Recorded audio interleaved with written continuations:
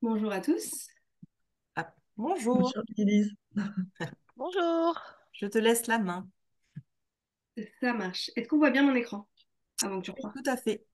Très bien. Donc, on va se focaliser un petit peu plus sur les plastiques. Avant de rentrer dans le détail du plastique, j'aimerais rebondir sur les présentations qui ont été faites avant. Tout simplement pour, au niveau des allégations commerciales, remettre ça un peu dans le sujet. Actuellement, en fait, il faut savoir qu'il y a un produit sur le marché qui est mis sur le marché sur deux qui a une allégation commerciale liée à l'environnement. Et sur ces allégations commerciales liées à l'environnement, du coup, il y en a à peu près deux tiers qui sont scientifiquement inexactes et scientifiquement pas rigoureuses. Euh, donc ça, faut bien le garder à l'esprit. Et surtout, ça a été dit avant, donc par rapport au t-shirt, l'emballage du t-shirt, mais c'est aussi le cas dans les emballages alimentaires. C'est-à-dire qu'on va focaliser énormément l'attention du consommateur sur l'emballage, alors qu'en réalité, l'impact est sur le produit. Ça peut être le cas, par exemple, pour le café, pour le jambon. C'est pas le cas pour tous les aliments, mais en grande majorité. Il va falloir faire attention avant tout au gaspillage alimentaire, puisque c'est là où je vais avoir le plus gros impact. Pour rentrer dans le vif du sujet, du coup, sur les plastiques. Alors, il y a avant tout, on parle souvent de la fin des plastiques d'ici 2050 et que on peut penser que on va vers une diminution de la consommation de plastique. Si on regarde les graphes, en réalité, c'est l'inverse. On est vers une consommation exponentielle du plastique qui ne décroît pas. Euh, et on peut le voir tout simplement au travers de chiffres de l'industrie. Donc, ce qu'il faut savoir, c'est qu'il y a eu des investissements qui ont été faits ces dernières années sur le continent nord-américain seulement, de plus de 200 milliards de dollars pour la création de nouvelles usines. Le plastique, vous le savez peut-être, vient en grande majorité donc, du pétrole. Euh, et c'était avant tout un déchet. C'est ce qui a permis de le vendre à bas coût parce qu'on vendait donc le plastique comme un déchet, donc on n'avait pas besoin de se faire de l'économie dessus, entre guillemets, hein, je dis bien, de manière hyper vulgarisée. C'est de plus en plus le cas parce qu'avant, le plastique représentait en gros 20% du baril de pétrole et on vendait en fait enfin, l'essence 80%. Et maintenant, on est plutôt sur du 50-50. Donc, on va vraiment vers une augmentation des plastiques.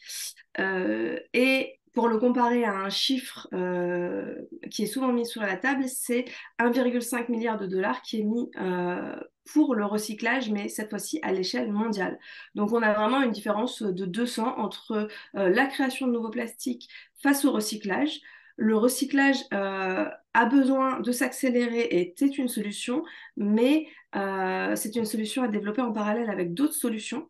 Et souvent, on a tendance à penser l'inverse, mais il faut absolument hiérarchiser les besoins et les hiérarchiser dans le bon sens. C'est-à-dire que l'industrie va commencer d'abord de parler de recyclage, ensuite de substitution, puis de réemploi, puis de réduction.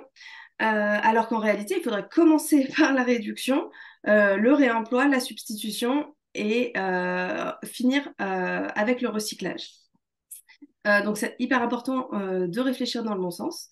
Le plastique, donc qu'est-ce que c'est? C'est avant tout donc, un polymère plus des additifs. Un polymère, c'est une chaîne de monomères. Plus des additifs, ça va être en fait ce qui va permettre de faire de la couleur, de l'anti-UV,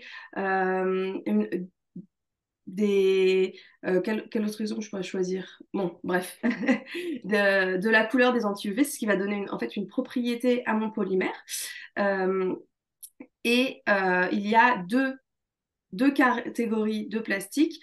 Euh, D'abord, les plastiques qui sont à base, en fait, dont le polymère va être à base de carbone, et ceux qui sont à base de silicium. Ceux à base de silicium sont en fait connus sous le nom de silicone. Il faut savoir qu'au niveau des réglementations, la silicone ne rentre pas dans la catégorie plastique comme on a avec les carbones. Dans les carbones, vous allez avoir les thermoplastiques et les thermodurcissables. Les thermodurcissables, cela va être tout ce qui va être pneus, combinaison de plongée, et qui va être en fait difficilement recyclable, puisque quand on va les chauffer à haute température, ils ne vont pas fondre comme les thermoplastiques. les thermoplastiques sont ceux qu'on retrouve dans nos emballages du quotidien et qui vont, eux, fondre et pouvoir être recyclés plus facilement. Donc, on a 7 grandes catégories de plastique qui ont été identifiées sur nos emballages. Souvent, vous pouvez le retrouver en dessous de l'emballage, donc avec les 3 flèches et le numéro à l'intérieur. Faut savoir que la catégorie 7, ça veut dire autre, donc en réalité on en a beaucoup plus, et c'est en réalité des familles, c'est-à-dire qu'à l'intérieur même du PET, le plastique qui sert à faire ma bouteille de badois n'est pas le même plastique qui sert à faire ma bouteille d'eau, parce que la bouteille d'eau est transparente et la bouteille de badois, elle va être rouge, ou verte ou bleue. Euh, bon, voilà un état des lieux un petit peu de ce qui se passe sur toutes les différentes plastiques qu'on peut avoir dans le monde de l'emballage et ce qui est plus ou moins recyclé. Euh, pour faire très simple, ce qu'on recycle réellement à l'heure actuelle en France, cela va être avant tout les bouteilles d'eau donc transparentes, donc les bouteilles en PET, ainsi que par exemple les barquettes de frites. Et ensuite, ça va être dans un autre type de plastique, tout ce qui va être bouteille de shampoing, bouteille de lessive, barquette de beurre. Et les films transparents qui vont nous servir à emballer, donc, enfin, du sur-emballage, comme par exemple pour les bouteilles d'eau. Mais ces films-là, il faut savoir qu'il faut qu'ils soient peu ancrés, parce que l'encre, en fait, c'est des pigments plus des vecteurs, et souvent ces vecteurs, ils vont être du plastique. Et au niveau du recyclage, on va vraiment favoriser les choses qui ont peu d'encre, aussi pour des questions de mélange, parce que le recycleur, il faut vraiment le voir comme un gros mélangeur. Et si vous mélangez plein de couleurs différentes quand vous faites de la peinture, vous obtenez souvent des couleurs type noir ou cacadois, si vous avez d'autres couleurs prédominantes. Euh, Je vais passer aux fausses bonnes solutions et aux alternatives qu'on va souvent voir venir sur le marché. On a dans un premier temps en fait les bioplastiques qui ont bien pris la main dessus. Maintenant, il y a eu des recommandations de l'ADEME vis-à-vis de ça qui ne les recommandent pas. Alors, ce qu'il faut savoir, c'est que les bioplastiques, on a avant tout 2 choses dans un même mot. Les plastiques qui sont biosourcés, c'est-à-dire qui vont être issus de ressources renouvelables, plus à partir de pétrole, mais par exemple à base de maïs ou de canne à sucre, et ou, il faut bien noter le et ou, les plastiques biodégradables, donc ceux qui vont être digérés par la nature. Je ne vais pas rentrer dans les détails de la biodégradabilité, c'est quelque chose de très compliqué. Je vous invite à aller voir des vidéos de vulgarisation qu'on met en ligne. On met beaucoup de contenu en ligne sur nos sujets d'expertise et ça, vous serez amené à mieux comprendre en fait le sujet de bioplastique et de la biodégradabilité grâce à ces petites vidéos parce que sans images, c'est très très difficile de rentrer en plus en détail sur les sujets. Euh, donc, pour continuer sur les plastiques biosourcés ou biodégradables, il faut savoir que à partir en fait d'un plastique qui peut être fait à base de ressources renouvelables, donc type canne à sucre ou maïs, on peut refaire les mêmes plastiques qu'on a actuellement. Donc, ça ne veut pas dire que on va absolument avoir un plastique qui est biodégradable. Euh, voilà à peu près. Il y a aussi donc typiquement tout ce qui va être à base de bambou qui va en fait tellement être modifié et enfermé en fait emprisonné dans du plastique qu'on va se retrouver avec quelque chose qui est du plastique et qui n'est plus du tout à base qui n'est plus du tout de la fibre de bambou comme on peut l'avoir indiqué ici.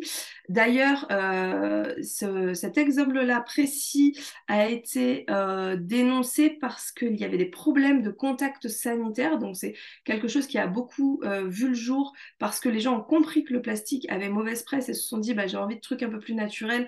Donc, certains industriels ont beaucoup joué dessus et se sont réappropriés le sujet pour pouvoir faire plus de ventes. Et d'ailleurs, on peut le voir hein, pour rebondir sur la présentation d'avant, éco-friendly, on y va à fibre de bambou. Voilà.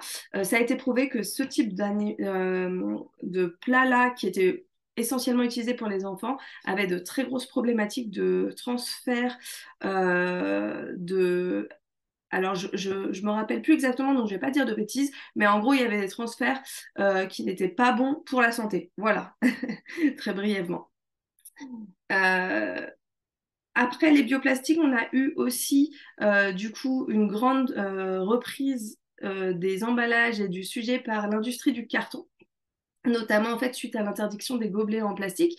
On a vu tout le monde récupérer des gobelets en carton pour les machines.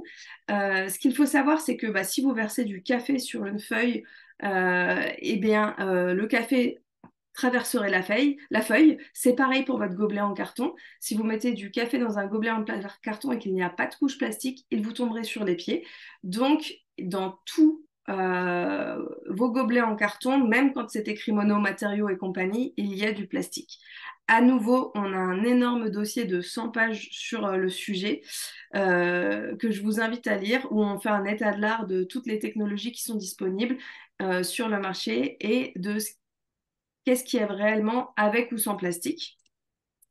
On peut très rapidement en fait savoir les différentes technologies qui ont été utilisées grâce au test de la gouttelette. Tout simplement en fait, si vous faites tomber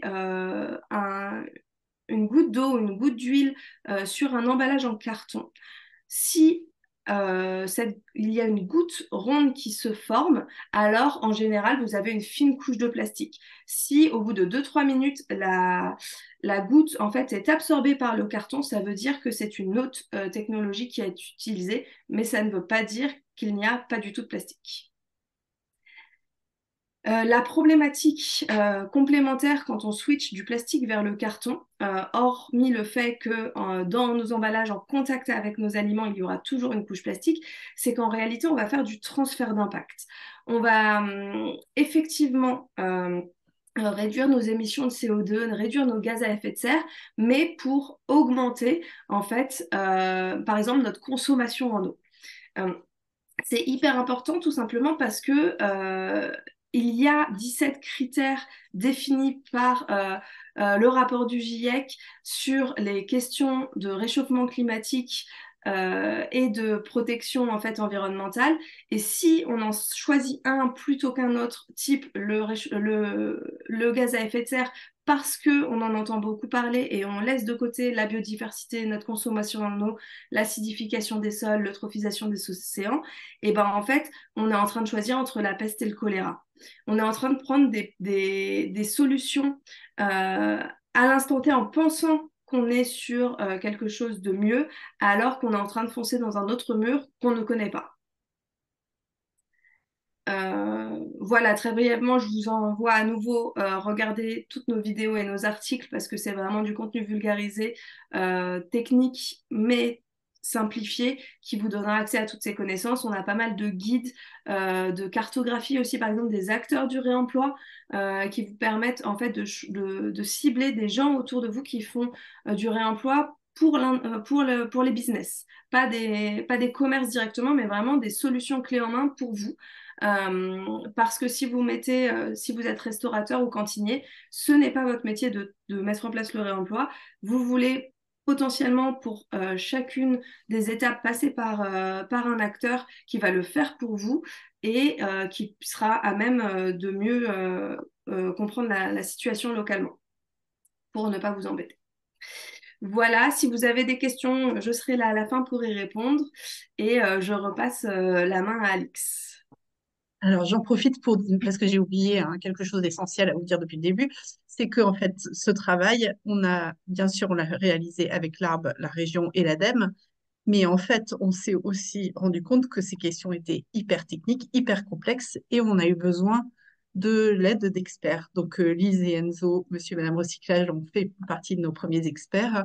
On a eu le réseau Restoco, on a eu le CESTMED, plusieurs, voilà, Zero Waste France, on a eu le réseau Vrac et Réemploi. Donc, toutes ces personnes nous ont permis aussi de conforter notre discours, notre posture. En fait, on s'est tous rejoints sur cette idée que, effectivement, vous le voyez, présentation après présentation, il faut supprimer le plastique au maximum et il faut supprimer le jetable pour pas générer non plus des quantités de déchets qui continuent. Passer au réemploi, c'est complexe, mais c'est possible. Mais je dévoile pas tout. Je laisse Mélissa présenter maintenant du coup l'essence de ce guide